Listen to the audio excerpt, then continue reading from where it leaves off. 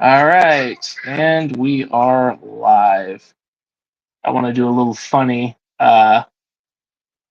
Just The last 24 hours have been really exciting.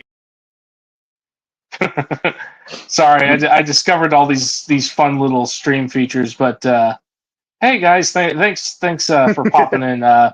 Here's my proper hello for y'all. Dewonawanga. I'm here with Yiannis and NetCat to once again discuss the new Jedi Order. Alex was supposed to be here, but a family situation has called him back, so he may be late or may not be on at all, just depending on how rough the family situation is. But yeah, so discussing these novels and the short novella that's among them. Um, these are fantastic. These are great. I love them, and I know I love them because they have moments where they frustrate me. That's how you know I'm like emotionally invested in a story, is if there are times when like I'm either excited or something frustrates me. And as much as I love these books, I have to discuss the absolute character assassination. I will be discussing spoilers, obviously, we all will with them. Yeah. The absolute character assassination of Kip Duran, and it's been ongoing in these NJO books, and boy, does it frustrate me. So I'm just gonna let this meme speak for me. I'm not surprised. But yeah, no, it's frustrating, dude. It's like, again, I love Kip, but they are trying really hard to make me not like him, and it shows in the writing. So I just had to get that off my chest. Uh, like there was one, and it was clarified by the end of the book. So one of the creepy things that I noticed in these is how they're trying to make my niece is in the room, so I can't even talk about it. How they're trying to like can you give me my water back, please? I need my water. Thank you. Sorry. But like with this character assassination, they're trying to make Kip Duran a borderline pedo, and it just absolutely bugs me. Like they clarified by the end of the book that Jaina was 18, but I'm like, that still skirts it a little too much for me, you know. Especially when you He's in his 30s now. So relationship and like when they actually first met. Well, Kip is in the book. Kip is my age. He's like in his 30s, and like this is like me creeping on an 18-year-old. I'm like, ugh. Well, An 18-year-old he's known since like the age of what, 5 or 6 during the yeah, Jedi he met her when he was what, like 18, you know, hanging around with Han Solo and her uncle, and you know, struggling with the dark side. Like he met her then. Even met her when she was like a little like 14 to 16-year-old girl, and like saying, "Hey kid, how you doing?" Like like he was in his like mid to late 20s by that point, and I'm like, cool. Like, oh, you're like an older brother. Now Here, it's have a lollipop. now it's yeah. Well, it's this is the one thing I don't like about the NJO, is just how hard they're trying to make Kip like gross.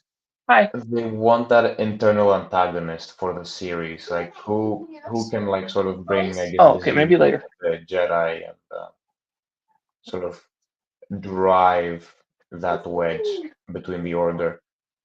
And if you even look Yeah, at well, interviews, I get it, but they could have used. I would have much preferred they used a different character, because this like I have no idea why people had such an issue with Kip Duran, considering you know, they had no problem with like people like Mara Jade and Luke Skywalker doing the exact same thing he did. in certain respects. But they give them a pass because screw this I don't 18-year-old kid from Castle. I'm not gonna Yeah. get in the rant again. But suffice to say, it's wrong and it's unfair the way they treat Yeah. Kip Duran in this. Or the way he's portrayed. So I'm before I get upset, I'm He gonna didn't just like Kip yeah, I'm just gonna start in the that. So interviews. I'm in my notes, and this was referenced in Recovery, um, but we actually see the death of Dorsk 82. Mm-hmm. We actually get to it was referenced in Recovery, but it's nice to actually get a point of view look at it. So it's cool. It's interesting. Yeah. And he goes out in kind of an unexpected way. I think somebody they blow up his ship or something, Mm. and then they just gun it. They just gun him down or sacrifice him to the Levong. So it wasn't Yeah. it sucked. And then what shocked me right after was a member of the guy being he was part of Uldir's crew, and Mm-hmm. a member of the Peace Brigade uh, pretty much was like, yeah, I'm going to sell you to the Vong. He's like, it's nothing personal, kid. I'm like, oh, that's pretty personal. Yeah. Yeah, and then we cut to the Jedi, which it's weird that most of them aren't at the Praxium anymore. They're mostly at Coruscant, but Yeah. but yeah, it was cool to see Uldir again. But I basically this is the moment where Kip divides we're supposed to protect other people, but we can't even protect ourselves. Our own government's selling us out, and I'm like, well, yeah, I can understand your frustration, but the job of being a Jedi Knight, they have Kip Duran. They have Kip Duran go against the core lesson of being a Jedi, which is a Jedi's life is sacrifice. Happy birthday to you! And this is just an instant of the Jedi making a big sacrifice because Luke has a good reason for not fighting back. He doesn't want to create a political situation that could land the Order in hot water. Because it Yeah. actually kind of justifies a bit some of the events in the prequel trilogy, believe it or not. Because Yeah. the reason why is because this Jedi Order is not a part of the Republic like the old one. Excuse me. Water Yeah. went down the wrong pipe. Ugh. But the Luke's Order of Jedi. The Jedi really were never supposed to be the generals or and stuff like that. They weren't supposed to be the fighting force. Well, it's not just a general fighting force scenario. It's what people don't seem to get is that in the prequels, what choice did the Jedi have? If they defied the Senate would likely Yeah. label them a religious extremist group that are dangerous to the Republic because the senators are about as True. are about as moral as a rotten apple. But I haven't gotten any smarter by this point, but we're getting there. it's basically Pharisee whitewashed tomb stuff. But basically, in the case of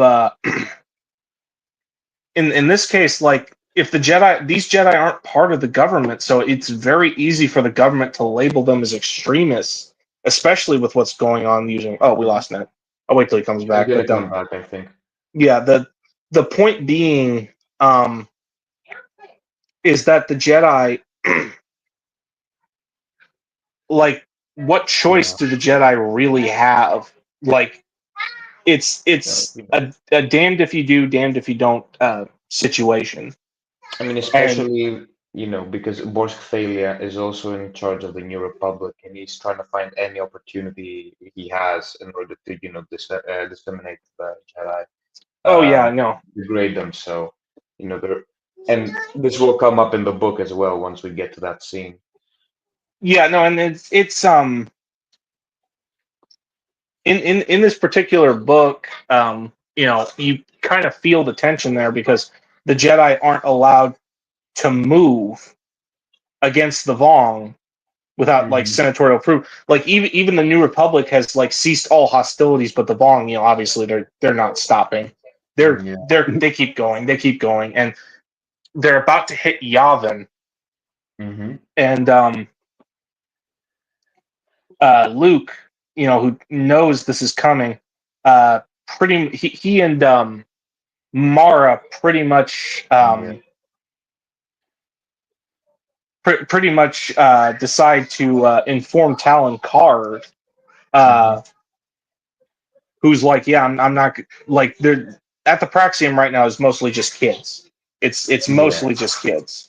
Yes, I Uh, think it's just kids, and then Cam and Theon Solis, so like all the other Jedi are off.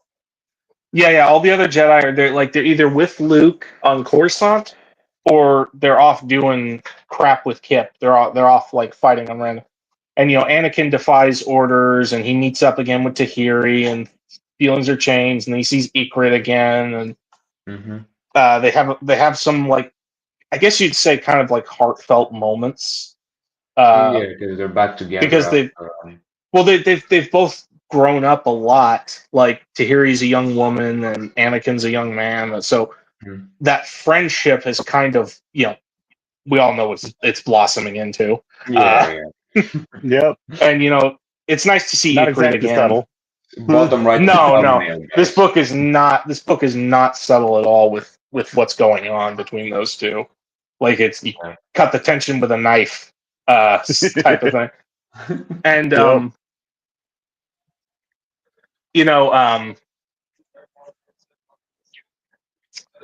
Luke, um, oh, what's the term? Luke wants to do something, but Borskfalia is like, Yeah, he's down his throat. well, he basically sold out the Jedi by this point. Yeah. Uh, and like at this point I've had it with Borskfalia, like at least this far into the book, and I agreed with Jane's sentiments. Like you're a poor excuse Yeah. for a sentient being. I love that she literally told him that to his face. But Borskvalia is, I've said this before and I'll say it again. He is an excellent character, and you hate him so much because of how well written he is. Yeah, Yeah, yeah. he's Again, that just shows you I love he's these a books passive because like antagonist. Hmm. I'm loving this series because again, if I didn't love these series, I wouldn't care. I wouldn't talk about how much Borskfalia frustrates me. I wouldn't Yeah. talk about like and boy does he like I get what he's trying to do. He's Yeah. trying to Keep keep the pieces calm. peace the best way he knows how. We got a comment. Oh, hey Quentin. It's Brendan. How you? I'm Oh. doing good, man. Had to work this situation. Alex was supposed to be with us, but he's got a family situation going on right now. So hopefully he joins in. If not, it's is what it is. Yeah. Um, but basically, yeah, I've had it with Borskfalia at this point. He's like the absolute coward that sold out the Yep. Jedi. And what's worse is that Jedi children. yeah, that's what makes it worse because like it's not even just members of the Jedi that can handle themselves in the fight. He literally sold out children. I'm like, ooh. I'm not going to spoil the exacts, but I just like to say that he is such a well written character that he gets a send off that makes him feel even more real. We'll talk about that in the next book. Oh yeah, Yeah. yeah. When we get there. So Hmm. the Peace Brigade does a preemptive attack, um, against um, against the Vong, and sorry, I'm drawing a blank. I remember, or not against the Vong, but against Yavin, hoping to capture the Jedi children so that they can appease the Vong. Yeah. And they do. One of their members, Remus Ven, actually gets captured by Anakin and Tahiri, and then So Tahiri gets before, captured, and Ikrit dies in the process, and it's yeah, that before we skip, that made me sad. Yeah. before we skip to that part, should we Yeah, like that. backtrack? I'm just saying, like Yeah. Ikrit hit me because I really liked him in Junior Jedi Knight, so it was nice to see him again. Only to watch him get gunned down. I'm like, Oh, Yep. yeah. and this ends the EU version of the lineage of Yoda, as far as Master and Apprentice, because Ikrit was Yoda's Padawan learner like a couple hundred years prior, which is pretty much why he Yeah. doesn't use a lightsaber. Mm. This is a slippery floor. I was just snickering because I was thinking, and how well does that work out for you, Peace Brigade? With trying to appease the Vaughn. Yeah. It never works out for the collaborators. No. That's why I was and snickering, not because that's of when Ikrit dying. that's when some of the higher ups come. You get Mezon Quad and her apprentice Nenyim. You know, they're sort of like the shapers. This is important. What's going on? Nothing is that. Mezan Quad is, the Yuzang Vong character on the cover of this book. That's actually not Mezon Quad. That's actually Nenyim. Nemian, okay, they're both shapers, so. Yeah. Because I looked up images trying to find, but there's no images of Mezon Quad, but there's plenty of Nenyim. Yeah. I guess Nemian plays a larger role in the series in general. So. Oh, I know she does, but for now, it's just Mezon Quad, and Nenyim is her pupil. So let's see what we get to here. So but yeah, they take over. Their Vong forces come in, and you have Vua Rapuing, who Anakin runs into, and he's a shamed one. And what I find interesting is that the Vong don't even keep stone structures around. You'd think they want to keep stone structures around, but they don't even keep stone structures around. They had their like big they basically darn it, what are they called? Their housing. Dang it! If I heard the word again, I'd know it. They just smashed the temple. They don't just smash the temple, because again, the Vong weapons eat rocks. So they literally just consume the temple and like replace it with like a fleshy temple. Yeah. Thank you. I mean, if we could backtrack perhaps a bit, because I think we've skipped forward to like at half to the halfway point of the book. This is roughly where things got a little better. Yeah. Because I know they're trekking through the jungle, and this shocked me. Who they run into? Coral. Yep. Out of all characters. I didn't want to leave him out because I really enjoyed Coral in the Young Jedi Knight books. Yep. So to see him pop up again, I'm like, oh, it's Coral again. I'm like seriously, this guy still hasn't like requested to join the Imperial Remnant. Like he's still just chilling on Yavin 4. The guy like appeared in, what was it? The day after Yavin, I think, the original Marvel UK comic. Yeah. Kevin J. Anderson took that original comic concept and then built the character off the first novel. And it was cool to see Coral again. And like he's what's his Remus Ven was like, he's like, being held at gunpoint by him because obviously he's Peace Brigade, nobody trusts him. Yeah. It was just cool to see Quarrel again. Like I really liked it, and there's like this dynamic between Anakin and Vua Rapuing. Just like this whole, relationship they yeah. It's like he respects Anakin as a learning. warrior, but at the same time still calls him a heretic. Yeah, and they learn from each other in the Somewhat, time together. and yeah, there's kind of a change in Anakin. I don't want to spoil it yet, but there's he gets something that pretty much allows him to sort of sense Vong. Kind of important. Yeah, no, it's very important Just a little. considering it's like a step in the particular proper direction. Yeah.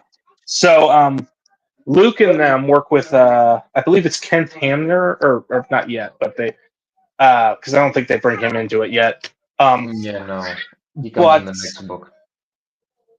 no, he was kind of in this one too, not as much. Okay. But basically, like they realize they've got to move the children to a safer location once we get them out because like we need a place to keep the Jedi. And so the idea they come up with because Corrin's there at the time is getting finding Booster Tarek's errant venture Star Destroyer. Yeah. And yeah, like I'm sorry, like the second they mention Booster Tarek, I get giddy because I love that character. I love Booster. Booster's great. That's I use the same term for Booster every time. A crickety old bastard, and I absolutely love him. But it's nice that like pretty at some point in the book you get a big red Star Destroyer in orbit. So Yeah. and so in this Nen Yim and Mezon Quad kind of torture Tahiri with the intention of brainwashing her and making her one of them. And that partially succeed too. They did partially succeed. Yeah, I didn't want to get to that exactly yet, but there's also an excerpt in the Essential Guide to Warfare that shocked me because it kind of spoiled something. But I guess Mezon Quad was part of a secret group to help bring down the Vong, run by Vergir. Mm-hmm. In the book, you understand that her motives aren't those she claims to have in front of her superiors. Oh, I know, but you can tell that she's working to bring the Vong, and Tahiri only partially recalls this in the memory recording. She doesn't remember, and it almost none of it. Basically, she remembers. Because remember, they're implanting like brain things and like messing with her head, and so Anakin and Vua basically they go undercover, go inside. They pretend Anakin's a slave, and they continue this whole shamed one thing. And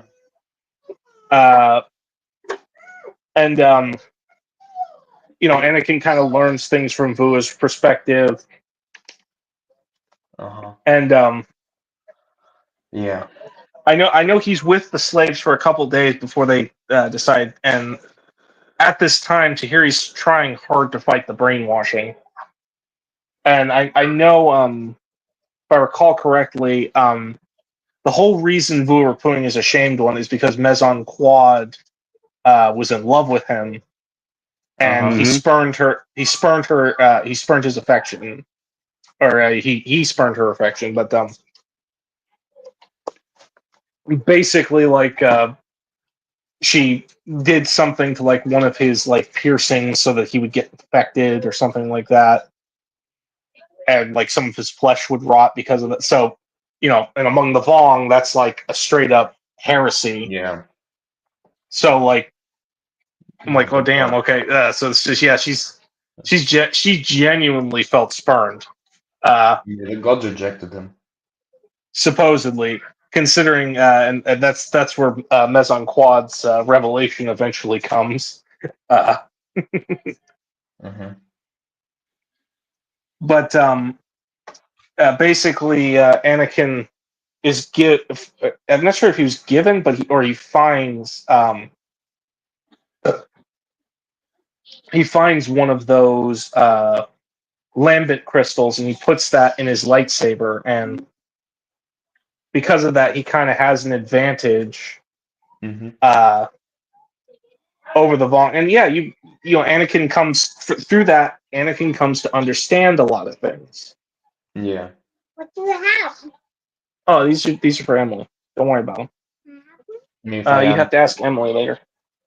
quickly, Anyway, perhaps backtrack to an earlier point in the book when he first arrives to Yavin. I mean, it's important to note that the Jedi, they were actually cloaking the planet from the sensors and view of the Peace Brigade.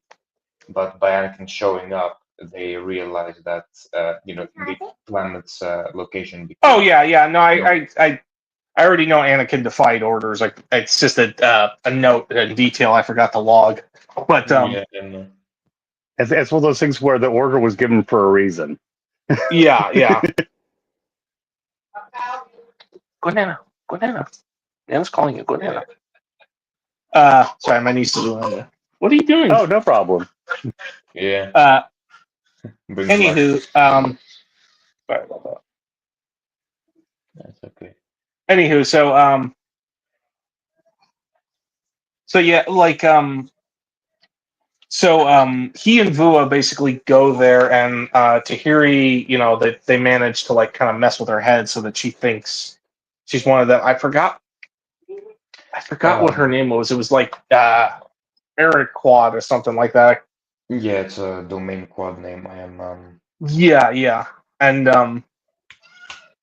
they managed to convince her that she was Vong the whole time, and then yeah. Anakin and Vua Rapuing show up, and um, Vua, manages to out Mezon Quad, Uh-huh. and like he makes her answer the challenge, and that's where she straight up speaks her heresy, where she's like, "There is no gods," Yeah.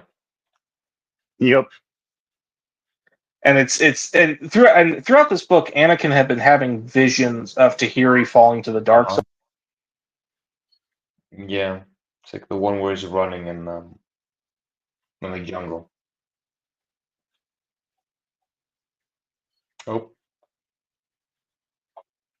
no. Okay. Yeah, I Is don't Natsu know. still there?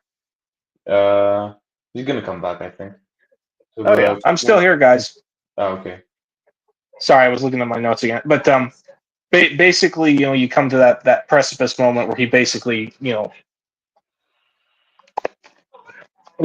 basically tells Tahiri, "I love you," and it snaps her out of it, at least for a little while. Yeah. And when they try to escape, because I think Coral and Remus Ven come for them. Mhm. Vua Rapuing has this because Anakin helped him find his redemption. The Jedi, like this story pretty much gets sets up that the Jedi are considered the redeemers of the shamed ones. Yep. And it kind of, what's funny is that it kind of puts a wrench into their religious beliefs a little. That Yeah.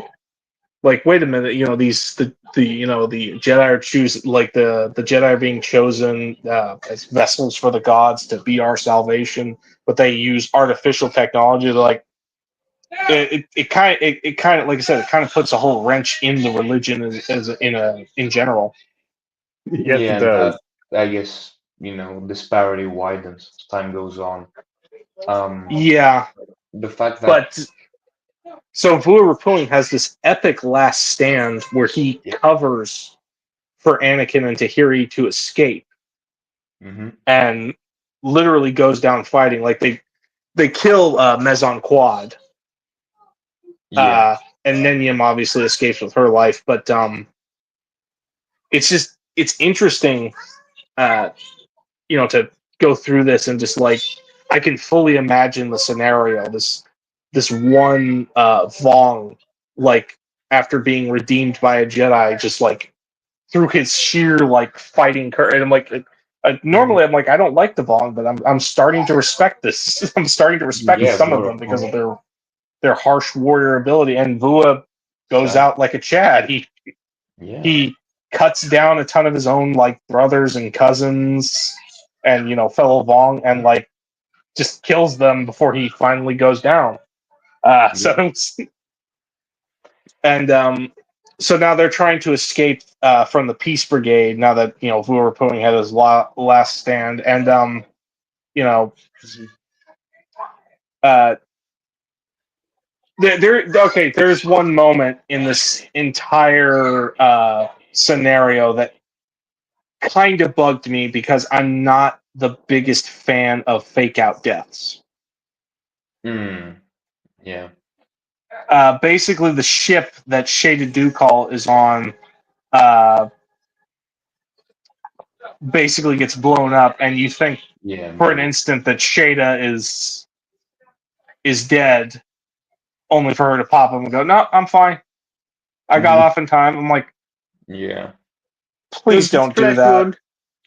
Yeah, it's So to clarify for the audience, Shada, the specific character, she's one of Talon Card's crew, if I recall correctly. she's Talon Card's number 2, set to take Yeah. over the organization most likely after he retires or Yeah. passes into the next life. But If we were to touch upon that whole subplot of Talon Card, is that once they learn that Anakin went off on his own to go and rescue the Jedi, Jason and Jaina, they go and start to hunt for Talon Card. And no, they during didn't. that They didn't briefing, hunt for Talon Card. They hunted for Booster Tarek, and oh yeah, Booster Tarek, you're right. they. Oh, thank you. And they showed up. They showed up with Corin Horn and Jaina and Jason in tow. And hang on, Yeah. there's a clip that pretty much describes my enjoyment of this moment. Shoot, I gotta find it. Grandpa Talon, Grandpa Booster Tarek. Yeah, Grandpa Booster, like because I was excited, ecstatic the second he popped on. Uh-huh. I thought I added the clip. I think this. No, that's not it. Darn it! I guess I didn't add the Question clip. is, would have Booster Tarek gotten involved if his grandkids weren't on Yavin? Oh yeah. Valen is down there, his grandson. So he's like, okay, I got to go down and save my grandkid. Hang on, Yeah. I'm just gonna add the clip. It might take a minute. Hang on.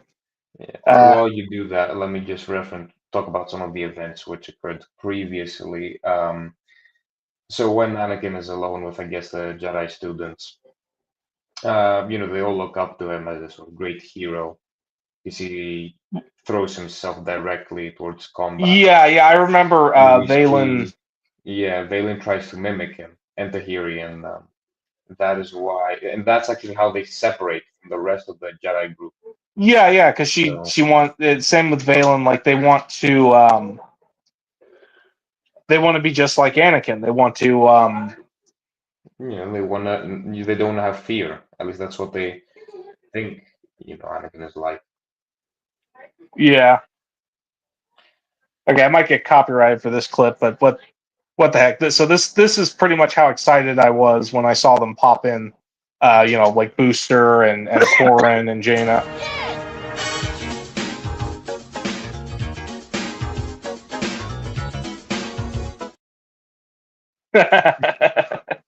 Nice. Sorry. My thoughts exactly. Yeah, and there's sort of a reunion and growth of how much everybody's changed and like how closer Anakin and Tahiri are now. So it's But yeah, like now, but now basically Luke is in trouble because. Yeah. He But yeah, I broke do. the. Oh, maybe that was a previous book, but Kent couldn't send. So yeah, maybe he didn't pop up in this one. But yeah, basically all the students are now aboard the errant venture. Peace Brigade's been driven off, and the Vong are not happy. They rarely are. Well, Yeah. if I recall correctly, Savong Law is so unhappy Yeah. that he's, uh, uh, he literally tells them, "You're going on a live ship. You're lucky I didn't execute you." Yeah, and at some point in the book, I think it's after the Peace Brigaders fail to capture like the Jedi students.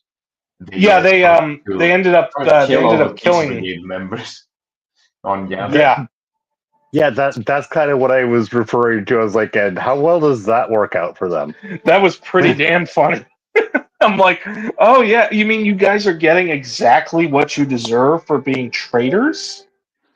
Wow, what a shocker! Amazing how that worked. What Yep. what an absolute shocker that you people that betrayed your own galaxy are getting hung out to dry by the people.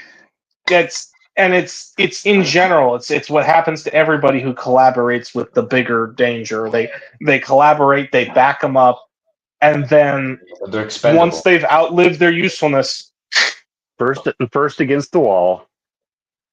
yeah, pretty much. So like, yeah, we're done with you, and it's poetic too. But because also just practically, if these people were willing to sell out their own fellows, how fast are they going to sell you out? Yeah. Yeah, pretty much. Yeah, but Yeah, maybe. yeah. So that was Conquest, and it was a pretty darn good book. Definitely good character advancement for Anakin. You know, for him falling in love with Tahiri, and a bit for Tahiri as well. Yeah. It was almost kind of like at least for Tahiri, it's almost kind of a reboot of the character. Kind of. Because that's a thing in Jedi Order with these characters sometimes. Yeah. Yeah, well, it's and unlike what they do with Kip Duran, this one was actually respectful somewhat, or did it in a good enough way. Didn't just make him aggro for the sake of making him aggro. Yeah. But yeah, it's weird to see Luke's order just kind of disarrayed like that. So I'm like, and a lot of people like they're trying to. It goes back to I think it goes back to an obvious disdain against the way Kevin J. Anderson did his Jedi Academy trilogy. But you know, I digress. So yeah, if you actually like watch an interview with Greg Keyes, he talks about how he didn't really understand why Kip was exempt from his actions. And I think it reflects that in this book. Okay, well, you have to ask the question: why wasn't Mara exempt from hers, or Corrin exempt from his, or Luke, for that matter? I think he didn't understand like the way I guess Kip's time in the dark side affected him overall and how it changed him after the Jedi Academy trilogy. That's a plot point. I don't know clearly Keyes. It's I know most authors like do continuity and everything, but like clearly Keyes like only read like the Cliff Notes version of like Young and Junior Jedi Knights. I don't think he actually read those books because if you remember in the last trilogy, Kip is like very pleasant to be around. And again, there was a short story called Simple Tricks, and it was a little after. It wasn't even written by Kevin J. Anderson. I can't remember who the author was. I have to look it up again. But basically, in it, Kip like the second this one captain lady finds out who he is, she aims a blaster at him, and he like walks into it. He's like, "Go ahead and pull the trigger." He's like, because like there's nothing you can do to me that I don't already. I'm like. And you say he hasn't suffered enough The dude spent like his youth in a Kessel prison. I'm not gonna Yeah. I'm not gonna get into it again because I'm just gonna get angry if I do. Like people spiral. ignore that. They literally ignore the fact that he was in a slave camp for most of his youth. Yep. And then they completely ignore the fact that he was manipulated by a Sith spirit. And contrary to what people think, that's possible to do. Yes, it is. This is why I have such a hard time believing Jedi and believing that Core and Horn resisted. I'm like, bull. I'm sorry, but if Luke Skywalker could not stand the presence of the Emperor in clone bodies, what makes you think you would do well against a 5,000-year-old Sith spirit? Yeah. Give me a Cornhorn break. is special in some ways. Yeah. Well, he can't. He doesn't have TK and so on. I guess. Yeah. Special. Well, and I'm partially saying special in that handicap can actually help him in other ways. Yeah. Oh, I know, but like, still, I am glad he grew past at least a little bit that Death Star-sized ego. But Yeah. He talks Yep. about it in because Rebirth. it's not so much in Conquest; it's a bit more in Rebirth. You can actually see more of his characterization. But let me shimmy over to Emissary of the Void, Okay. and in it, hey, thanks for shutting off the light. Thank you. So sorry that you had light. There are two storylines ongoing in the stream, our stream and whatever's going on in Nazo's house. Pretty Yep. much, yeah. And so this one cuts to Uldir, Yeah. and pretty much his story where he on Bonadan he runs into a Jedi fugitive named Klin, Yep. and he's separated from his crew and he's fighting the local authorities. Hmm. And she gets tangled up with him, and there's this budding thing of like, do they actually like each other? Do they not? Yeah. And then he decides to bring her aboard his ship because she says she has vital information for Luke Skywalker. She's like, we can't contact him, so you're gonna have to give me. All right.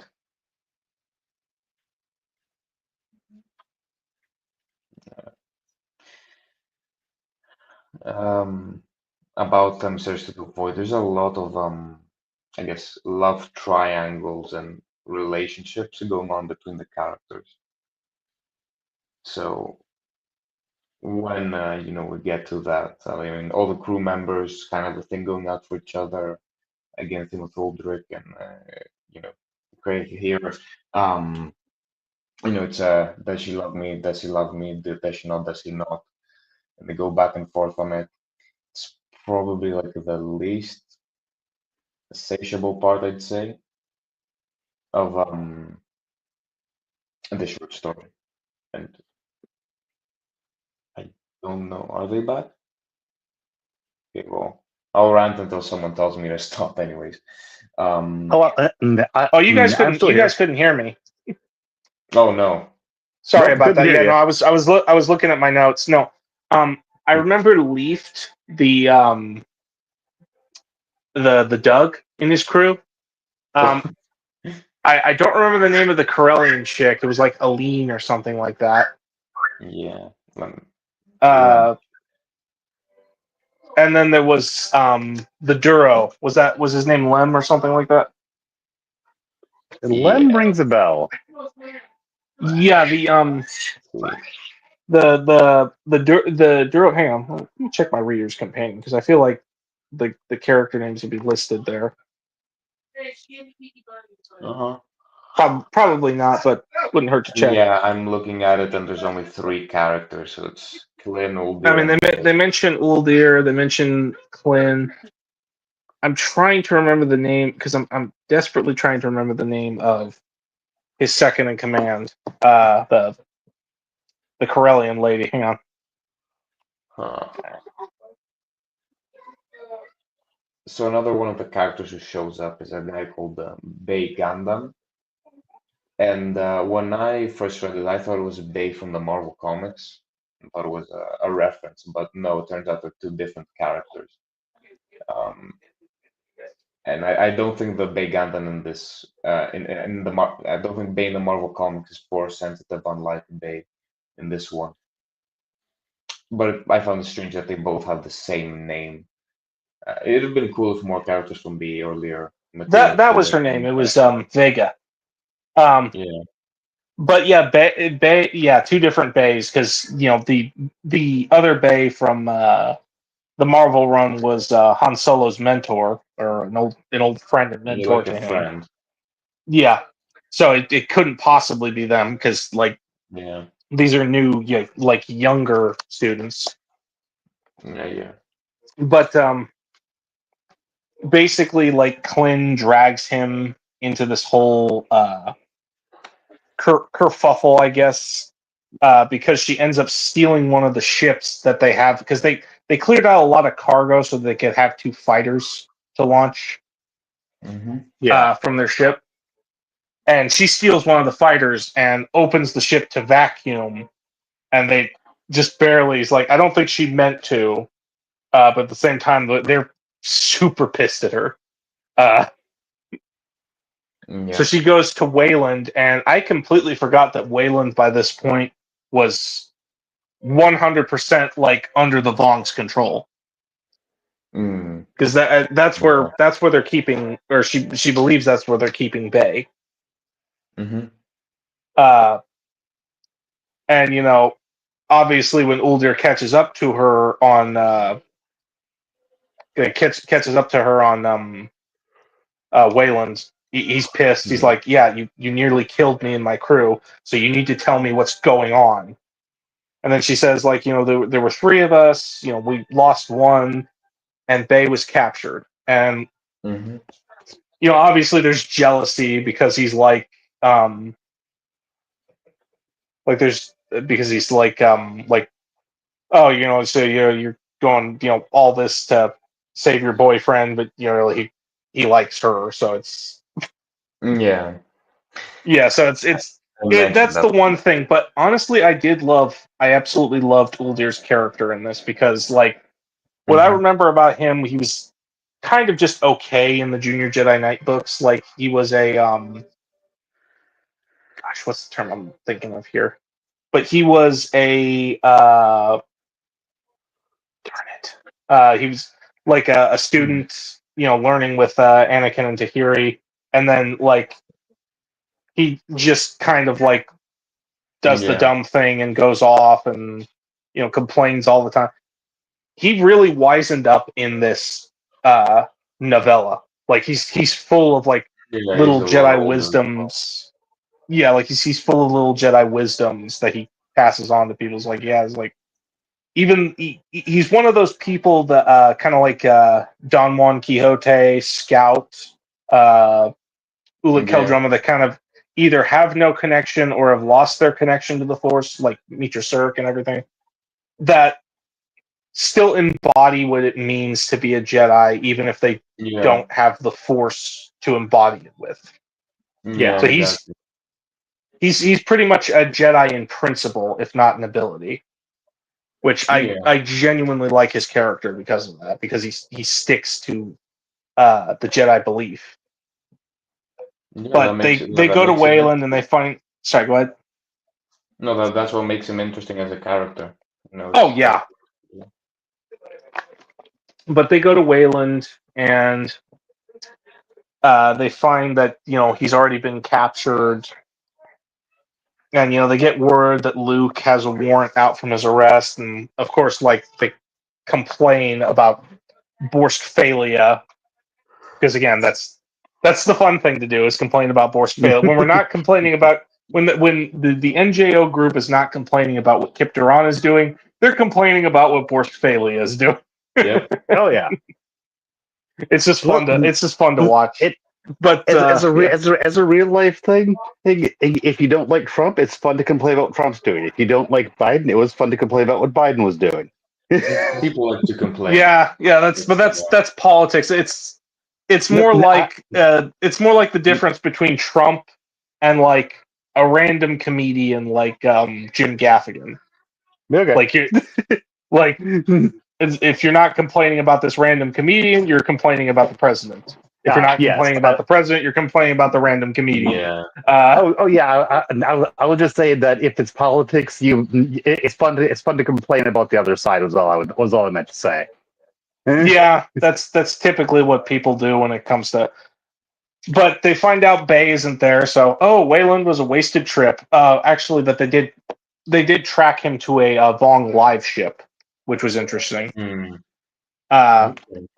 And then they rescue him, and Leaf is believed to have died on that live ship, but it turns out, again, another freaking fake out. Very stackable. Your favorite. They keep doing this. They did another fake out, but this time, instead of another character, instead of Shaded Ducal dying, it's Leaf. So I'm like, it was a little less frustrating because I barely know this character, but at the same time, I'm like, this seems to be like a thing that Greg Keyes, at least in some of these early things, seems to rely on. We need to have the fake out. I'm like, we already did this in your novel. We don't need to do it in the short story too. Just you could just say he got captured and they like because he sets up the whole scene so that the reader thinks. I'd much rather that the crew thinks that he's dead, rather than rather than the reader. Yeah. Because then that would make sense. But like, I don't know. I think Greg Keyes just likes to do I gotcha. I'm like, no, you didn't. You're just annoying me at this point. and if you do it too often, then the reader just starts going, "Yeah, where's the body?" Yeah, that's pretty true. So they find out that the Vong are from Bay, that they find out that the Vong are planning on invading Typhira, and that they think they're going to poison. And yeah, this would be a big loss for the New Republic and the Jedi.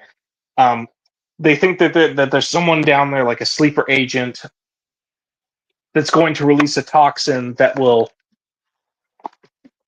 destroy all the crops that make Bacta. Which again, that's a big loss if they succeed. So I like that Emissary of. I like that Emissaries of the Void isn't just some like. Anytime I check out an EU story, it's always like very it's always like very low stakes. I'm not talking about novels. I'm talking about like short stories. It's like, they won't get those amount of credits, or this one depot won't get blown up, or something like that. Yep. No, the short stories in NJO all seem to have very big stakes because, like I said, with Emissary of the Void, if Uldir and his crew mess up, Bacta is gone. They're the healing source that everybody in the galaxy is using because they've obsoleted the rest is pretty much either gone or severely cut down. Yeah. So it's a lose-lose. So I did absolutely like that, and then Leaf takes over like one of the Vong ships and crashes it down on the planet, and they find out that the traitor is not on the planet, but the traitor is with them, and that it's Bay. And that Bay fell to the.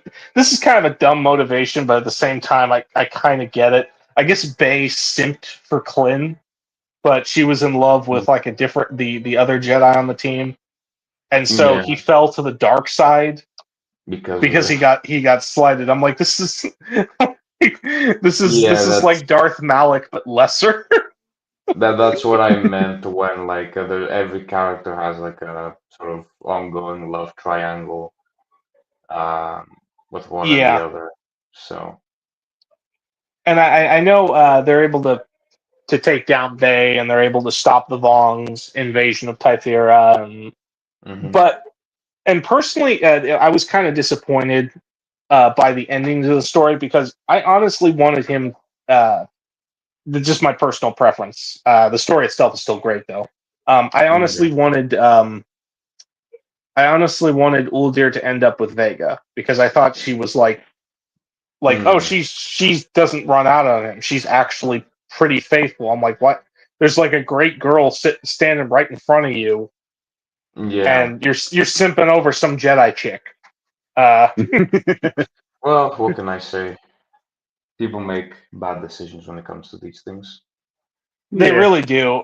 I wish that there was some kind of redemption story, like like him and Clint didn't work out, and eventually he got with Vega. But I'm guessing nothing ever comes of this again. Yeah, I don't think they were mentioned in anything else. Because at this point I liked this version of Oldier. I wanted to see more of I want to see more of like his adventures.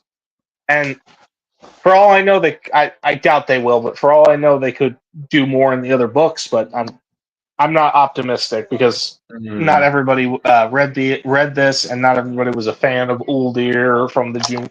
Not everybody was a fan of Junior Jedi Knights, but yeah. heck, I just thought Junior Jedi Knights was just okay.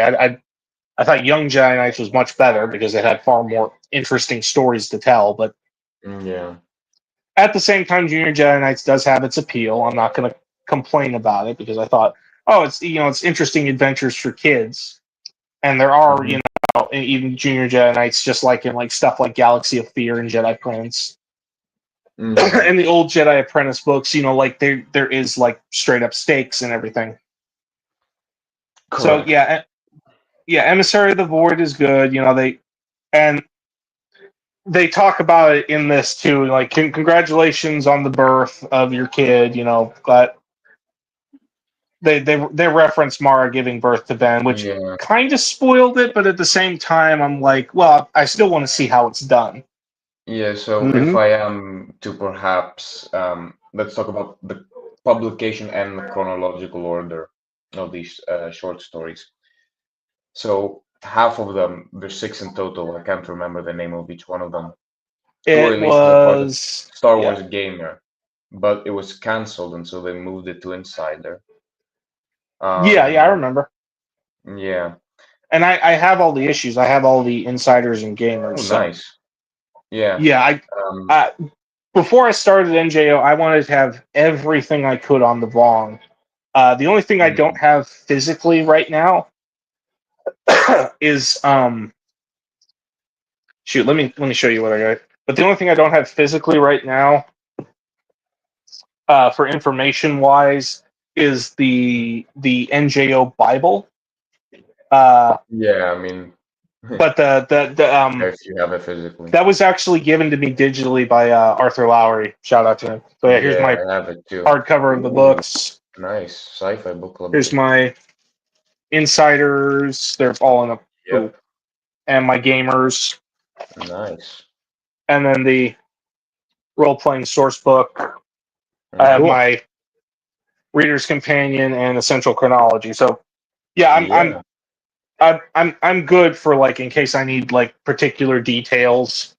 But at the same time, I also have my notes on my phone from like stuff what I remember, and I think I took a lot more notes with Rebirth than I did with Conquest because I feel like a lot more interesting things happened in Rebirth over Consequence. Not the Yeah, I consequence think. again. Not the consequence was bad because it was very much personal story for Anakin Solo, but in the case of where what stuff more happened, it's got to be Rebirth, and it's why I kind of like Rebirth a bit more than Yeah. Conquest. I mean, Conquest is more hmm focused again on Anakin. Rebirth has a lot more perspectives, yet they're nearly the same length. I think Rebirth might actually be a page longer. Yeah, Conquest is 291, Rebirth 292 or 293, something like that. Yeah. So now we should get to. Speaking of, we should get to Rebirth. But Rebirth. I did enjoy Conquest and I did enjoy Emissary of the Void. I thought they were both just fantastic novel and novella. But let's get to the final build up. And normally, like, even if I think a build up is good, I'm like, yeah, it was just okay. But this one was quite good build up because again, like the only other build ups I can think of are like Labyrinth of Evil and Dark Lords of the Sith, where I was like, these are just kind of they're a little boring. They're not bad. They're just a little boring because like they're just set up and build up for the greater story, which in Labyrinth of Evil's case was the actual Revenge of the Sith, and then in Dark Lords of the Sith's case was the Sith War, both of which were phenomenal and would not be as good as they were without the build-up, in my personal opinion. So yeah, even if a build-up was mid, in my opinion, it's still very, very, very, very, very vital to because when you finally get to that payoff in the follow-up story, everything has more weight because you bothered to sit through the build-up. There's very little wasted, in my opinion. Yeah, no, like, and the finishing Rebirth is getting me excited. I have not even started Star by Star because I wanted to talk about this one and how it has set things up. Like, I can see little things popping, but at the same time, I'm like, I want to see where this is going to go. Yeah. So in this, we talk about Mara's pregnancy. She's further along now, and then just out of the blue, Kent Hamner shows up, and he's like, "Hey, you guys need to leave Coruscant." And they're like, "Why?" Borsk Phalia just put out a warrant for Luke's arrest. Like, yep. Okay then. Yeah. Borsk Phalia is now officially at the top of the list. Yeah. Of people who need a foot in a certain place, if you know. A certain orifice. Yes, exactly. I can't say it because my niece is in the room humming and singing, but the basic gist is like they need to get off, and they do flee, and let's see, while they're fleeing, A rogue squadron, I think, intercepts them. yeah, it was Jaina and Rogue Squadron intercepting them. I don't need this. That's yours. I don't need it. But yeah, they intercept. Like, well, they get intercepted by Coruscant's security force. Yep. And then just grabbing the water.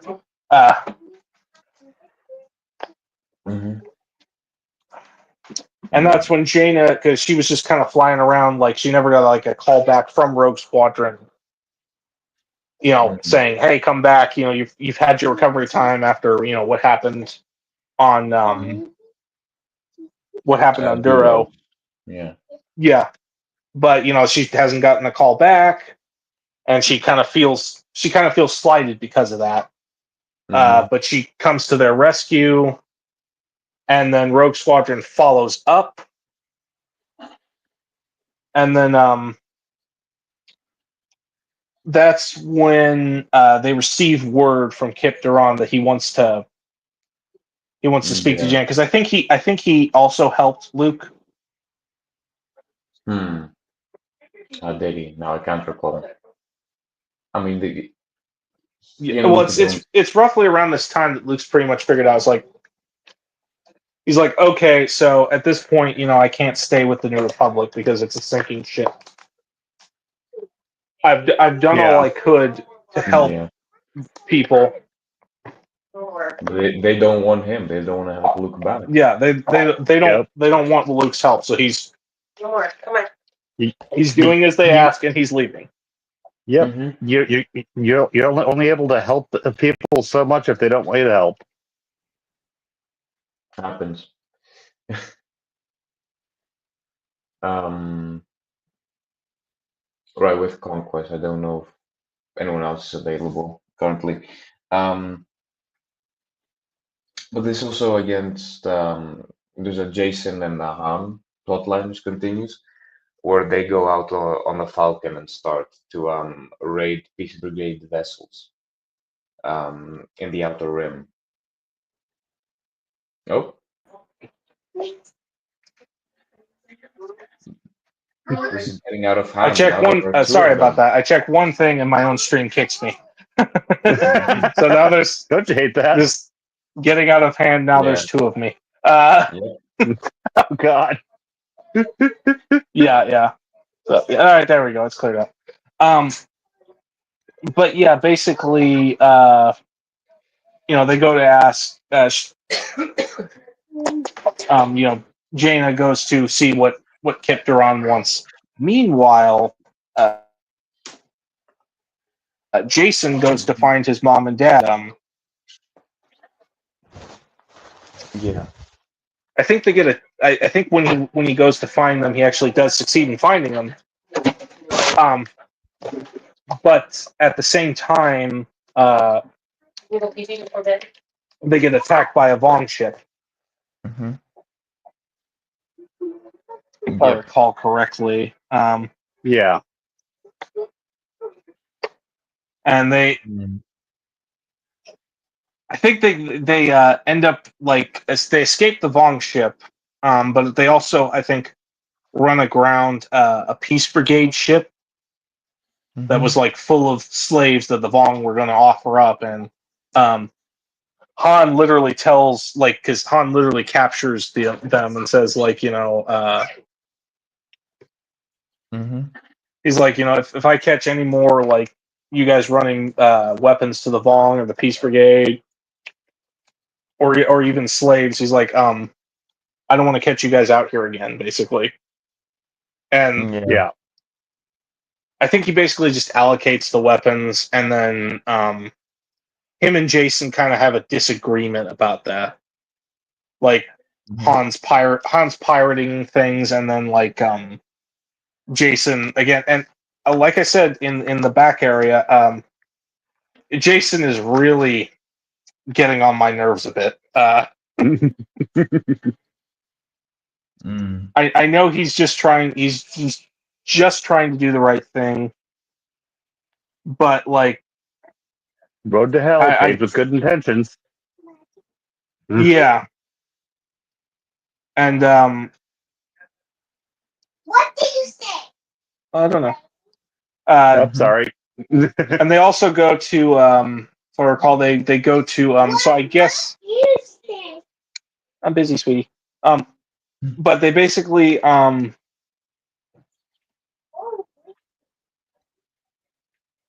they sorry about that, but she's talking in the background. Yeah. I'm not continue. They Oh, start hang on. raiding this brigade ship. Annihilus is in the chat. Hang on. Finally, the internet has been restored. I just finished chapter 1 of Starfighters, and I want to punch General Kraken in the face. I was like, damn, it just talked about stop cloning yourself. Yeah, I have a habit of doing that. Oh, and Yeah.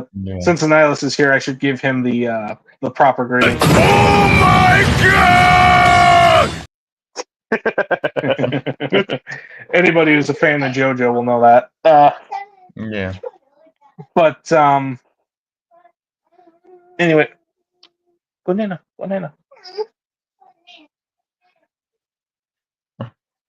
Anyway, all right, sorry, I lost my train of thought. Now I remember. They basically go to I guess a hidden base in the Maw cluster of all places. Mm-hmm.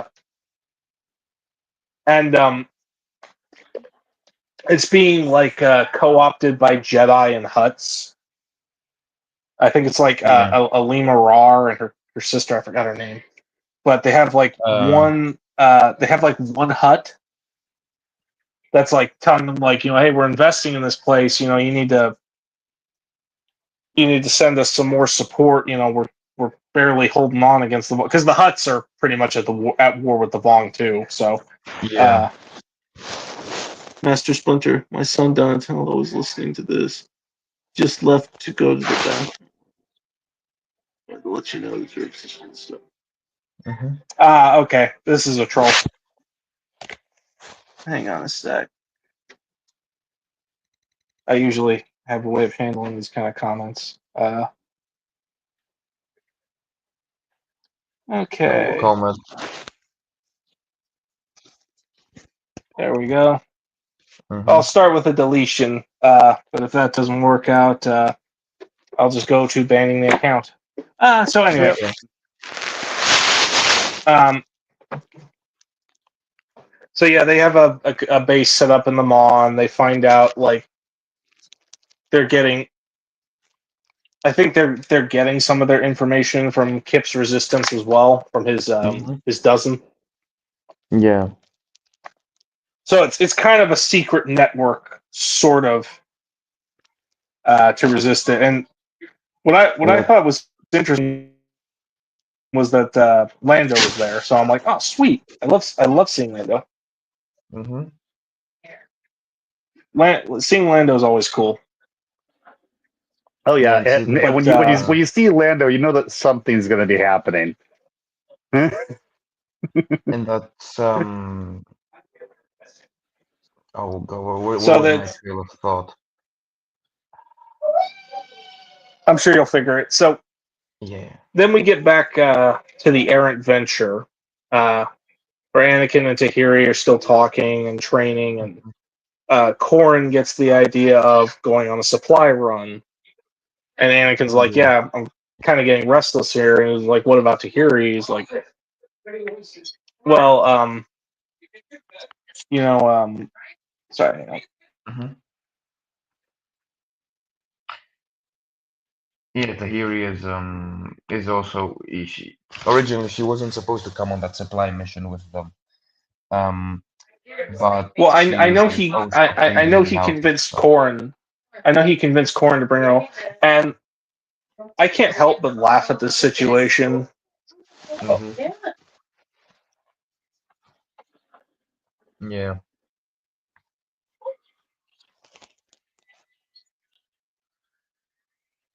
My niece is going to Yeah.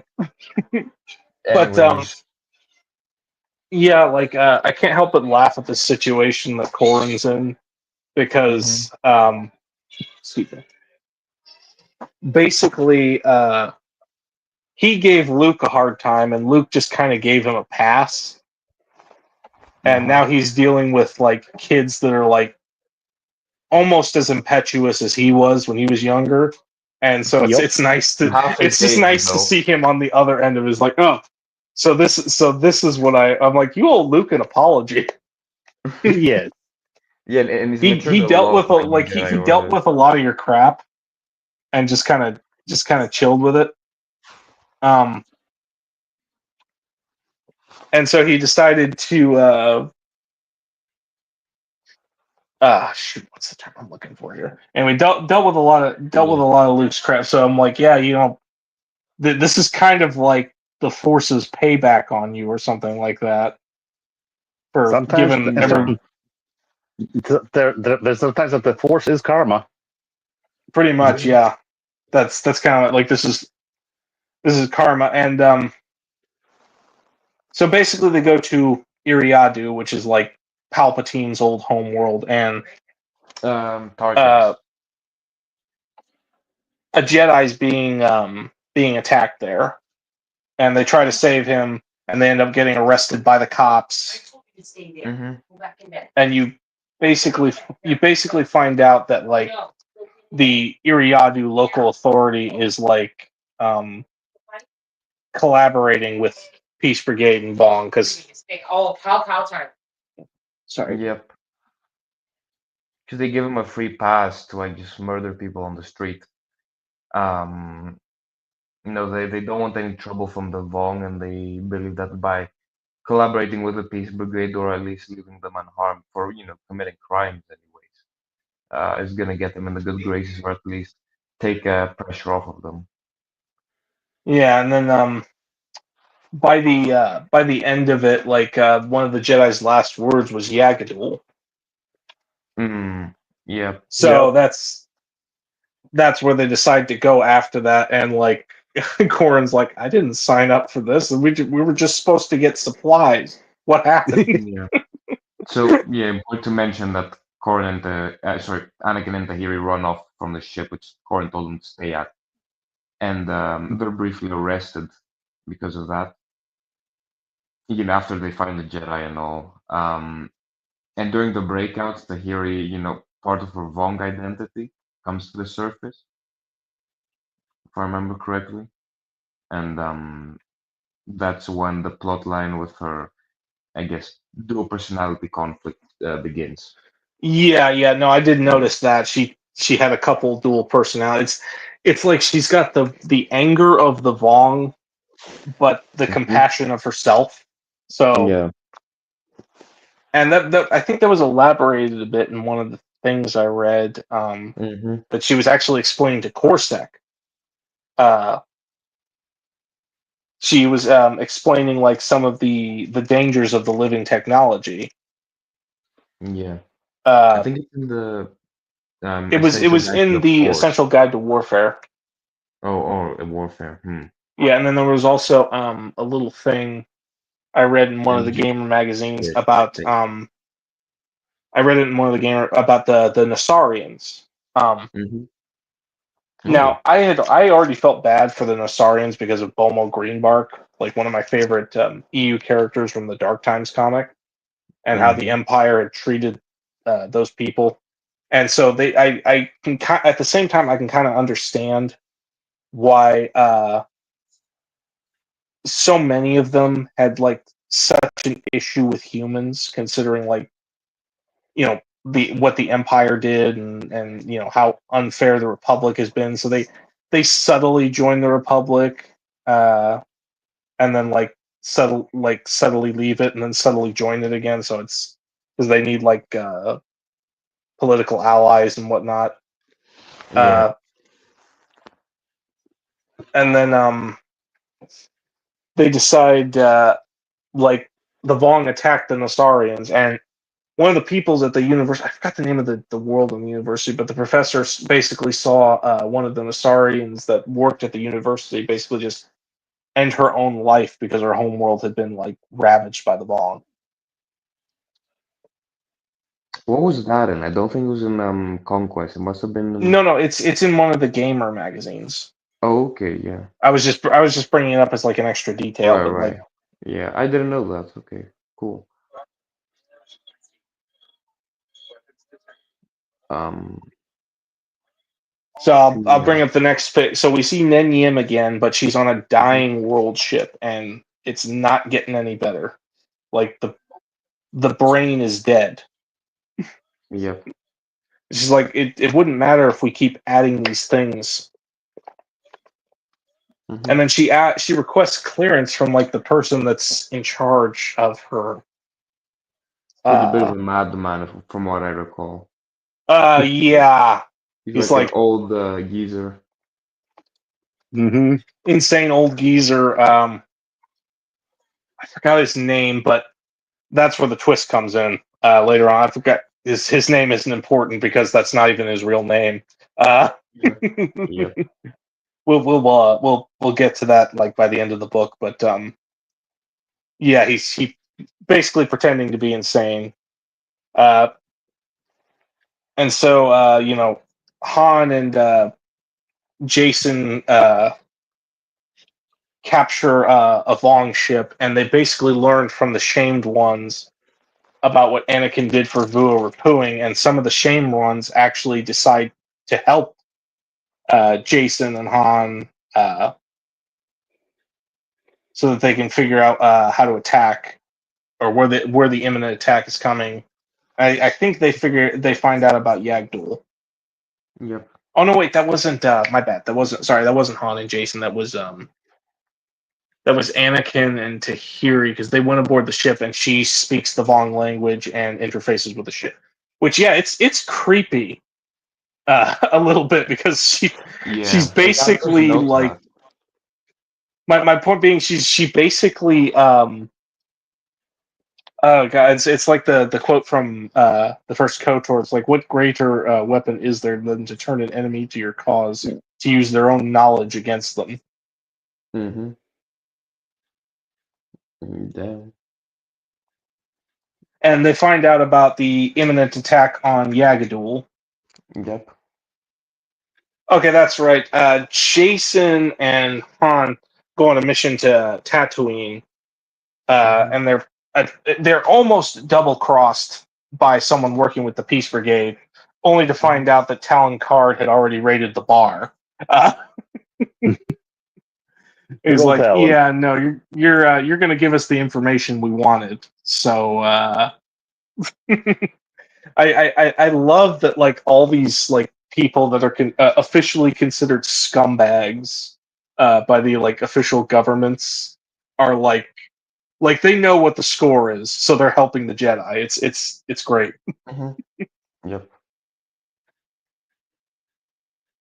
Either the Jedi or the Peace Brigade, either one. And I know Leia and Jason have a talk.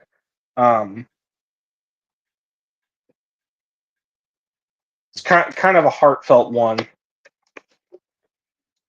where she's like, your father, like, he knows how to deal with Anakin and he knows how to deal with Jaina, but he doesn't know how to deal with your situation.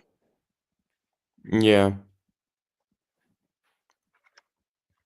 And it's just interesting, and they kind of reconcile. He's like, I understand like why Dad is doing what he's doing, so I won't fight him. But again, Yeah. like the way Jason works is he's back and forth whether or not. That's why his character is getting so, like, again, he's not as bad as Corran Horn as far as like main character syndrome, but he is getting on my nerves a little bit. Yeah. I'm like, can you decide to fight the war or decide not to fight the war, like, completely? Mm-hmm. And I think I think he's intended to frustrate the reader. Yeah. Yeah, because again, we're not even talking about a grown adult. We're talking about like even like I got frustrated with Han's slump, but at the same time I understood it. With Jason, like, you don't even have like the convenient excuse of, like, being close with Chewbacca for years and his death. Yeah. Like, obviously he knew Chewie for years, but not near as As much long. fun, yeah. Yeah. But yeah, so now we get to another little detail. Mm-hmm. And this is the detail I mentioned earlier, but this is the detail that creeped me out. Mm-hmm. How Kip Duron is so intent on getting Jaina to join with him. Yeah. And in the book, he literally calls her attractive.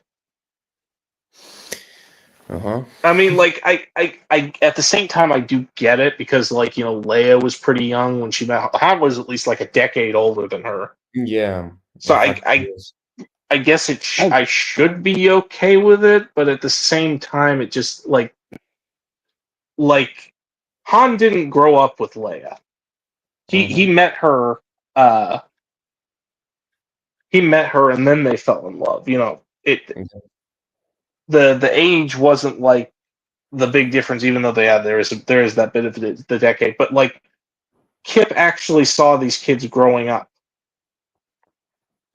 well, probably quite a bit at the academy and at the Praxium, and so I'm like, this is just kind of creepy. It's just kind of creeping me out, and especially since, like, when he explains that the thing they're building, he believes it's a weapon. He's like, I need you to talk to Rogue Squadron for me. Mm-hmm. So I'm like, okay, I can kind of understand that. He's he can't. He knows he's on everybody's crap list, but at the same time, like, he's trying to do the right thing. Mhm. But then he like starts getting like, you should become my Padawan. I'm like, you're flirting with her and asking her to be your Padawan. This is Mhm. Yeah. like they're trying to turn Kip Duran into like a groomer, Yeah. Well, and it's creepy. Like I they don't need to go this level. Just say, hey, fans hate Kip Duran, we hate Kip Duran too. You don't need to broadcast it in the books. Good lord, it's so yeah. yeah. That's a detail, and again, because I love these books, that's a detail that frustrates me. Yeah. I think they try too hard to make him antagonistic, and especially with what happens in the climax. I like that they involved Rogue Squadron, so it was good to see like Wedge and Yeah. Gavin. There are a And lot of Ro- Rogue Squadron references in this book, oh yeah, and even when they Rogue get to Squadron Magneno. always makes me happy to see. well Yeah. yeah, because they had a base during the Bacta War Yeah. against Ice. Isard on Yagadul, so like it, or at least in orbit of Yagadul, so it makes sense that Corrin would have memories of the place, and then you have more Rogue Squadron people, but basically uh, so they basically show them that like, hey, look, the Vong are building weapons uh, out near Cern Pidal, where Mhm. they had a weapon pretty much take out the planet and kill Chewie, and so like Jaina vouches for the information because she believes Kip, at least in that regard. Yeah. Um, So during that scene, there's also, I guess, the most famous quote from the New Jedi Order, probably. mhm. Does anyone remember it? It's the where I guess this is the part where Kip is seen through a sympathetic glance, where his ideology is, I guess, expressed. Um, Yeah, I did not like that in the slightest. What's funny is that he's echoing the same things that Mara and Corrin used to say about how Luke made a mistake setting up on Yavin. First of all, Luke didn't set that up on Yavin. That was Leia and Mon Mothma's idea. I like how mhm. everybody airbrushes that away. Uh, Yeah. but after they eliminated the Sith problem on Yavin, they had nothing really to worry about except for the occasional Imperial attack. And he's Mhm. like, Luke trained us wrong. I'm like, I don't know. He's got a ton of other students that aren't on the same like crap stain level as you right now, Kip. So Yeah, Mhm. seems like most of them are just fighting because it's self defense. I don't think they've abandoned the morals and Jedi ideology that you have seemed to have, you know. Mhm. Which again, in Young Jedi Knights, weren't you like a staunch like, oh, I love how I've grown, like Yeah. it's just it's an inconsistency as far as I'm concerned, and it Yeah. it But it bugs me just how hard they're trying to character assassinate him. mhm. But if I am to read the quote, because I think it's a good quote and it's worth it. Um, It was so something about, yeah. Go ahead.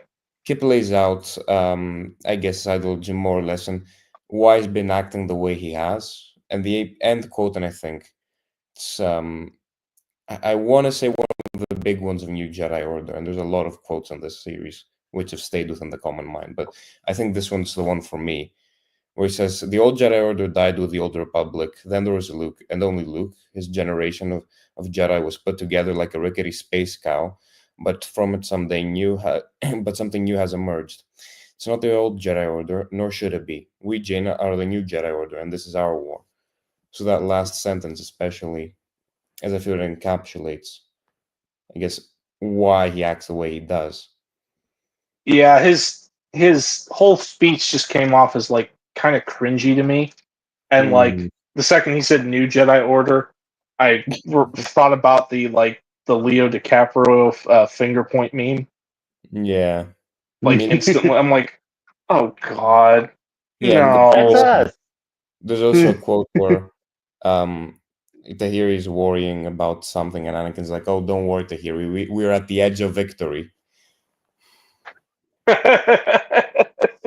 Oh, God. Yeah, great keys. Like this makes me kind of dread the B5 books Annihilus and I are gonna read on stream uh during our B5 discussions, because I'm wondering if they're just gonna reference the title in the book. Like the titles are typically referenced like just in general by like the plot itself. So like for example, I don't think that I could be wrong, but I don't think they say last command in the last command, but it's implied that Palpatine's last order uh might be the last command as far as the title goes for the book. Like the Palpatine saying you'll kill Luke Skywalker. Like That's always just what I figured. they use yeah, like the plot itself informs the title. You don't need to always necessarily have the title. Even Family Guy Yeah. made fun of this. I must become Superman 4, The Quest for Peace. Uh, it gets ridiculous. It's not that big of an issue for me personally, but I see I why. I know, but It's jarring. it's kind of like it's gotten to the. I'm not saying it wasn't like new and interesting back then, but like because it's done so often in mainstream media nowadays, it just comes off as annoying. Hmm. So that's how it came off with me. And so then we have Nen Yim, who tries an assassination plot on the insane leader so that she can go further in. And he actually willingly grants her access, which is interesting because he's pretending to be insane. Yeah. And then Vergier returns, Oh and yeah. she gives the vital information to Savang La that that Han and Jason are Jason are yeah, yeah are raiding Peace Brigade vessels. yeah, and I think he even shows up at one of their assaults. Mm-hmm. I think it's even at the battle at Cern Pidal, isn't it? It's been a minute I because can't I recall. think they were actually well I think they were actually at Cern Pidal. Mm-hmm. And even though there's not a lot of it, you'd think there would be more. You know, Mara and Luke's disease or Mara's disease comes back because she stopped using the artificial tears Yeah, because they were killing her baby. very real, like threat that tomorrow might die. Yeah, no, it was scary for Luke. Luke had like that same moment where he thought of on the Death Star where he was a little close to the dark side. He's like, no, I can't do it this way. And what's interesting is that everybody feels it. Like Anakin feels it. Both Jason and Jaina feel it. Mm-hmm. Ooh, one detail I forgot to mention after they inform Rogue Squadron. Yeah. Wedge and Gavin literally go straight to Trace Crefi, so I was excited to see that awesome Bothan again. Yep.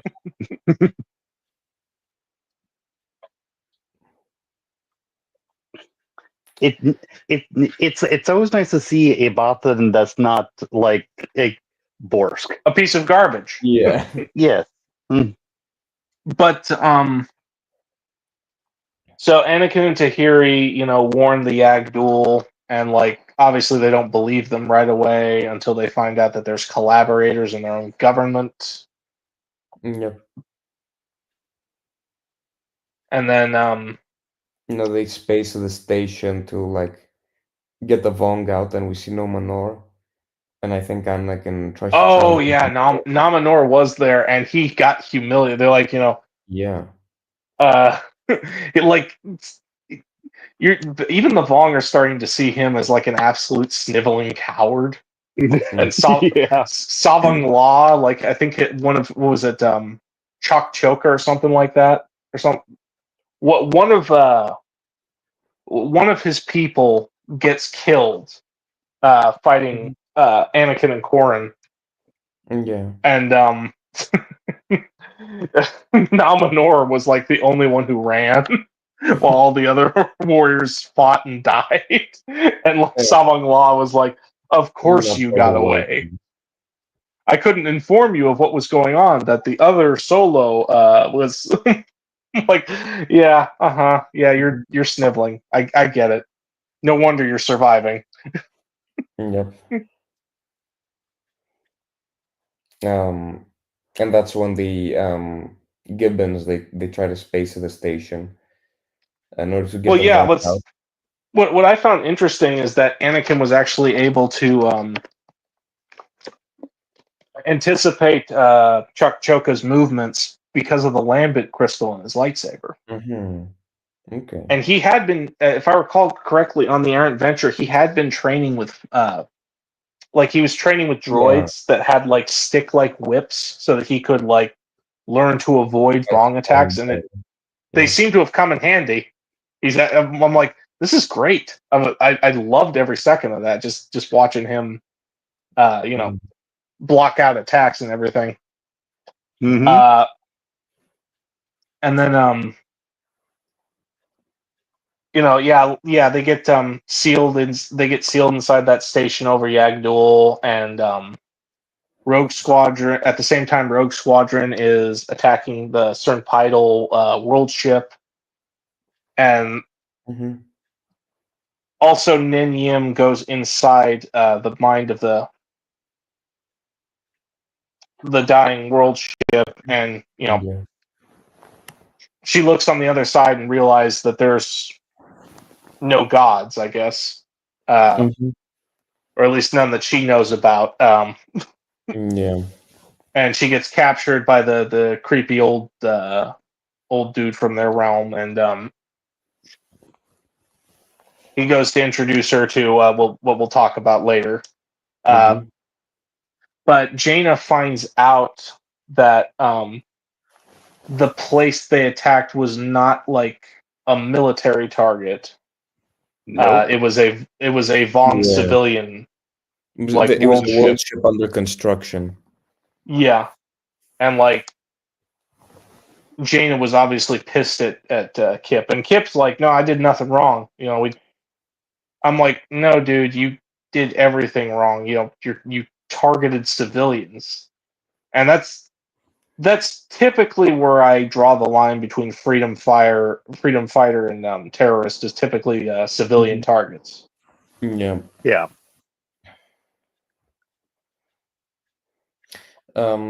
No, again, while they're on Yagdul, oxygen is running out. I think Corrin goes and locks Anakin and Tahiri in a closet with some like I can't even remember what it was, but like some like oxygen tank. Yeah, because they don't have a lot of air left, and Tahiri's Yeah, and like, that's when they I'm kiss. cold. Yeah. No, I was like, oh, when I heard that moment, I was like, oh, Yeah, it was a nice, heartwarming part of the book. oh, I it was Hmm. great. And then Corin comes back with more suits. Like, I didn't miss anything, did I? But like, no, And then Nope. he takes Anakin and he's like, "Hey, I know." I Yeah. already know what you did, dude. Yeah. And I But know Tahiri confronts him about it later, and she's like, we don't actually have to do anything. We don't have to. It's like, no, I don't regret it. I'm not sorry. And then he hmm kisses her again. He's like, I'm not sorry. He's like, sorry, not sorry. we'll sort this out late. We'll sort this out later. But I just want you to After know, the war, yeah. I'm good with this. I'm like, good, go for it, Anakin. You got it, man. And then I know Savong Law attacked the Falcon during the battle, and of course they had to flee.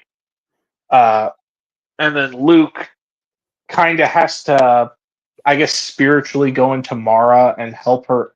And this is actually, I felt like, a good culmination for their romance journey. Is that like, Mara was like weak, but the only thing she had strength was she was putting like a shield around her womb to protect their unborn child, Ben. And then Yeah. Luke decides, he's like, you got to let me in. We've got to fight this together, Mm-hmm. because if you keep fighting it alone, we'll lose the baby. And she actually trusts him enough to let him in. I'm like, you're supposed to do that. He's your husband. But he does, and personally, I think it worked out just swimmingly, Mm-hmm. as far as that's concerned. Yep. And because now Ben we've is got good. we've got baby Ben, Yep. baby Ben Skywalker, and I'm like, ooh, yeah, finally. Mara's, as far as I'm aware, Mara has finally overcome her disease. Mm-hmm. Oh, that's what I forgot to mention. Silgal was with them most of the time, helping her through it. Yeah. Mm-hmm. And she was, again nursing Mara. Um, what's another thing I remember from Conquest? Sorry, Rebirth. Oh, it's okay. Yes. Yeah, no, they like everybody's kind of like gawking and oohing and on over Baby Ben, and I mean, he's Luke's son. we get little one nice little thing. We got little cameos from Booster here and there. He didn't say much, but Yeah. he was there, which is good enough for me. Uh-huh. But like I said, I just love that, like the pirates and the scoundrels are like, yeah, we're cool with you, Jedi. You can keep your academy here for now, because I know Luke is trying to find another world, where they can set up a new Praxium, because the old one's gone now, sadly, on Yavin. Mm-hmm. And I guess they lost Yagdul. That certain Pytal was a success, but I guess they lost at Yagdul, which it is Mm-hmm. pretty much what the Vong wanted, because now they're one step closer to finally taking Coruscant. Yep. Mm-hmm. Oh, and Borskfalia clears up the whole arrest, and Luke's like, "Yeah, I'm not going back." Like, Like, no, thank you. you made your bed, now you gotta lie in it. And I noticed Borsk tries to become accommodating the second he's like, just so you know, I didn't give the order. That was the Senate's Mm-hmm. decision. I'm like, yeah, sure it was. But at the same time, I also think Phalia is trying to be politically smart, because he knows he created this crap storm. Yeah. Yep.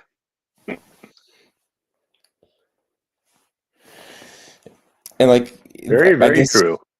might be the beginning of Borsk sort of backtracking his policies on the Jedi. Because I think he even Well, he wishes kind of doesn't have a choice. He realizes, is like, I isolated the only people that would actually be in allies in this conflict. And I Mhm. think he's starting to realize that, which is a Yeah. good grace period for him. And all I can think of, it's about time, dude. Come on. I think he even gives Lucas blessings on Ben. Yeah, he's like, oh, I'm glad your birth was like, oh yeah, great, thanks. And now we come to the big reveal. Mm. The old man, they revealed to Nen Yim that she's going to be part of, like, their grand plan, that the gods have revealed it to them. And the old man is revealed to actually be Onimi, Mm-hmm. or Onimai, depending on how you pronounce his name. But Yeah. he's basically the right hand court jester of Supreme Overlord Shimra, Yeah. who finally gets revealed. And I just had the image of, like, when I was going through, just the image of his glowing, creepy red eyes, his massive hulking form, and I'm like, ooh, this is going to be interesting. The the supreme overlord of the Vong is finally here, so things are finally getting into swing. Yeah. Yeah. Hmm. So yeah, Conquest, fantastic build up, because like I said, most of the time of the build up, it's interesting but also a little boring. No boredom here.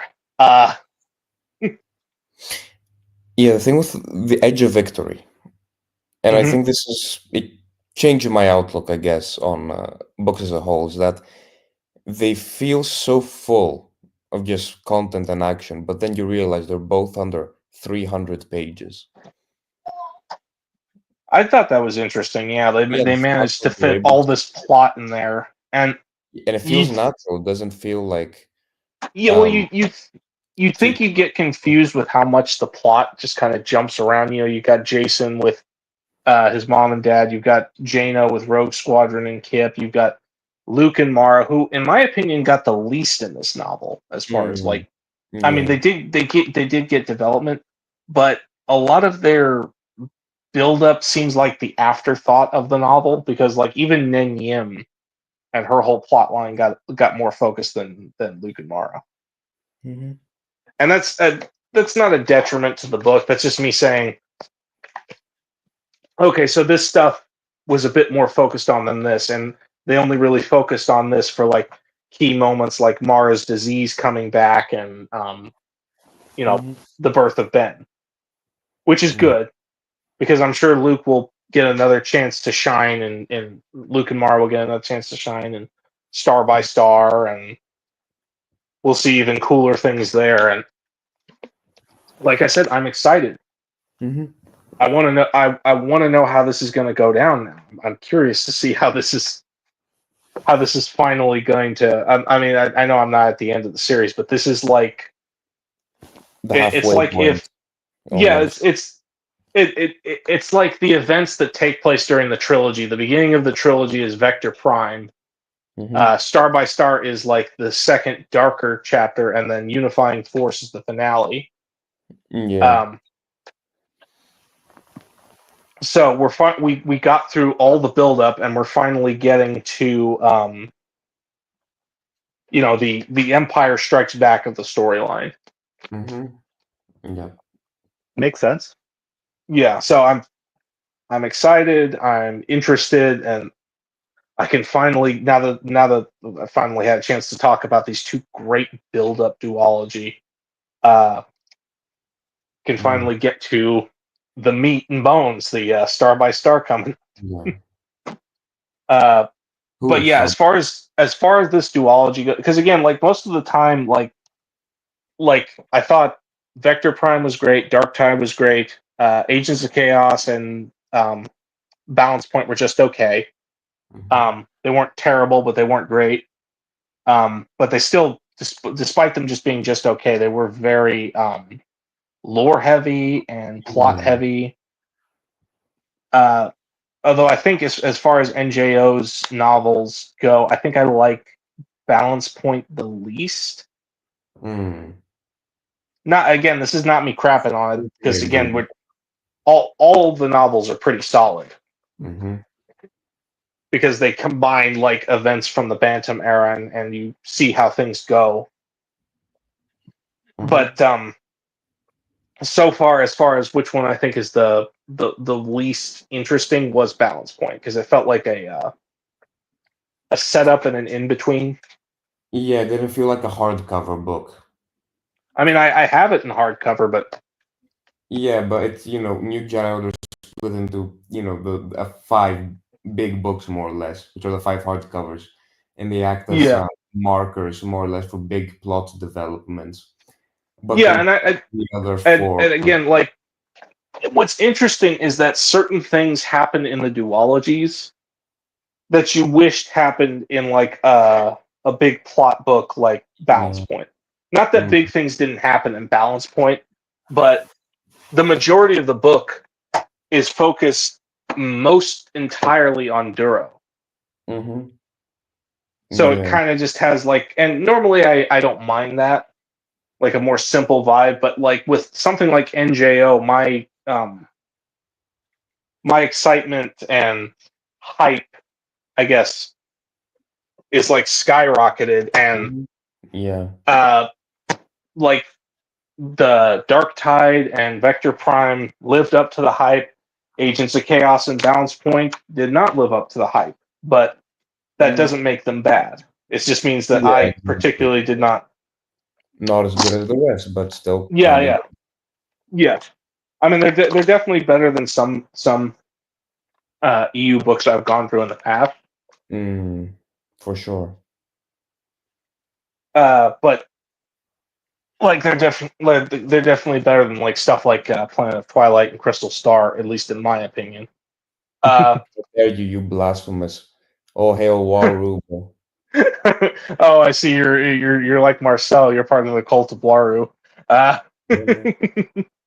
but you know, this duology was good. It was interesting. It had me, had me listening, had me going through it, and Mhm, to top it all off, it had a novella in connection with it, with a pretty interesting mhm, character on its own. So I'm like, I just wished like I knew what like I know this is gonna culminate at some point. I just wish I knew where it was going, but I'm at the same time I'm like I'm excited because I don't know. Uh, I was about yeah. to say, and that's actually kind of a good thing. no, well, like I know in Star by Star, there's three big moments coming. Uh, what even though I know they're coming, um, You don't know what I'm more how. interested in, yeah, what I'm more interested is how they're going to come and how it's because again, like I knew Chewie's death was coming, but Mhm. the way the writing was for that was just so dang good. So I've I've told people a I lot of times that I don't mind quote unquote spoilers because a spoiler is a plot point. I'm more interested in the journey to the plot point. oh yeah, no, the journey makes the plot point worth it because it's like I said, normally when it comes to build up books, I'm just like, yeah, it was just build up, but then like when you get to the meat of it, the build up feels worth it. This time the build up was good, and now I'm even more interested in what the meat and the final product is with all the build up behind it. Hmm.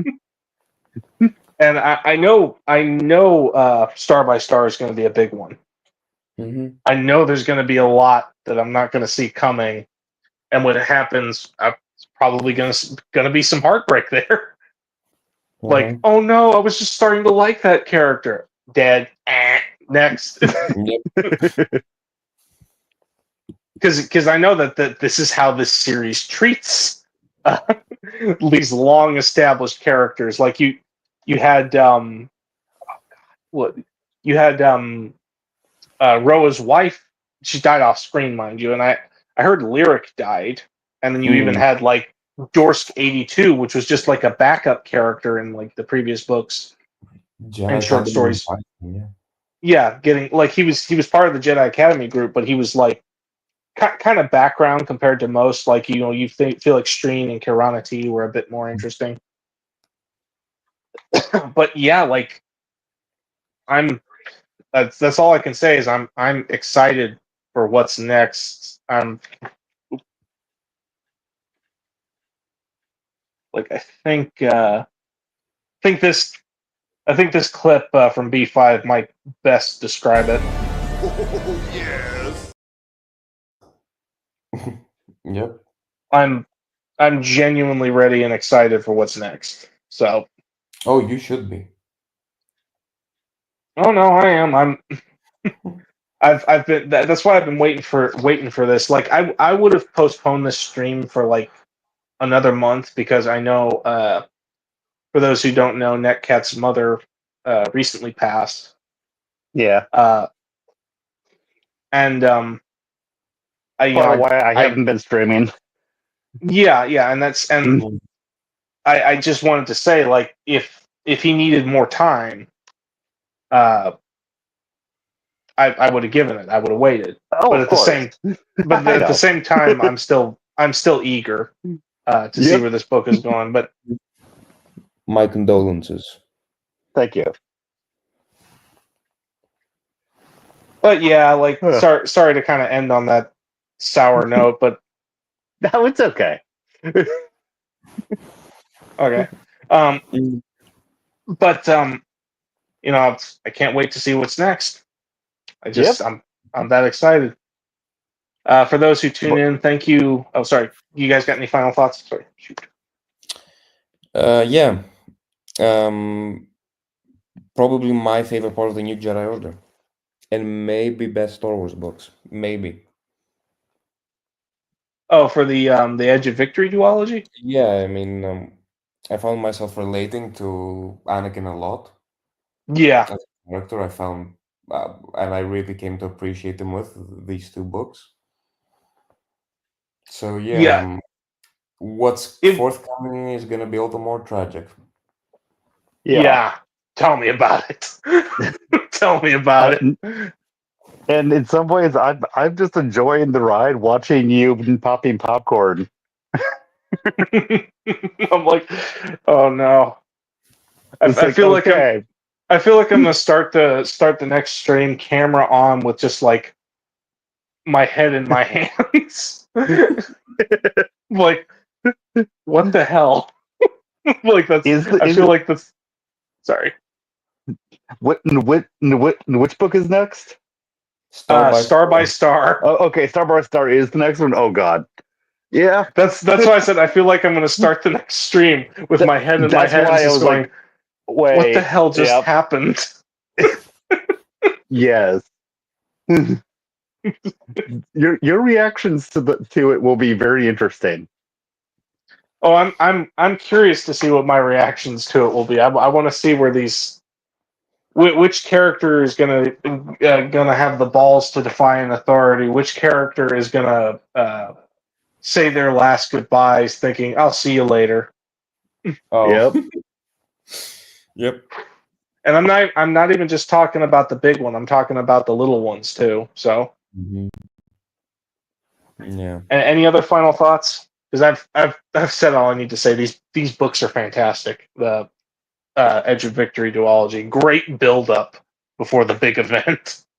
Yep. Now Any imagine reading. Now imagine reading them not knowing that there was something big coming up next, and then having the sledgehammer hit. Mm-hmm. Oh my god, dude! If I That hadn't was me. if I hadn't already looked up the spoilers, I would. A lot of people Because quit the series after Star by Star. Oh, I I know. was reading them as they came out, so I had no warning. I heard a story. I think it was from Matt Wilkins. He said there's some people who like read Star by Star and never picked up another EU book after it because they couldn't accept that like they just killed him off like that. Yeah. Yep. But yeah, so guys, thanks again for joining it. Sorry Alex couldn't be here with us because of whatever No problem. family issue he was going through. I hope it's resolved well, but you never know how things are going to go. Mhm. Yeah.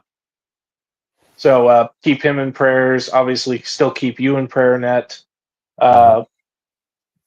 And guys, for anybody who's watching, thank you so much for joining. Thank you so much for tuning. I appreciate anyone who's willing to tune in and come on. If you've read the books, I welcome anybody who has 2 cents to say about it. I welcome your input. Please contact me if you want to come on and discuss it. Mhm. Not that I don't enjoy talking with Net and Yiannis, Yeah. because But other voices are cool too. Find someone who's yeah, a bit more awake. I might He see does if not school Marcel. them in like 2 hours. So Oh, I'm sorry, whatever. dude, No, but last day. I might see if Marcel wants to come back on as well because I'd love to have more discussion from him. Uh, Mhm. But guys, thank you so much for joining me again. You're welcome. My pleasure. God bless. May the force be with you. See you all at Star by Star. Yep. See you. See ya.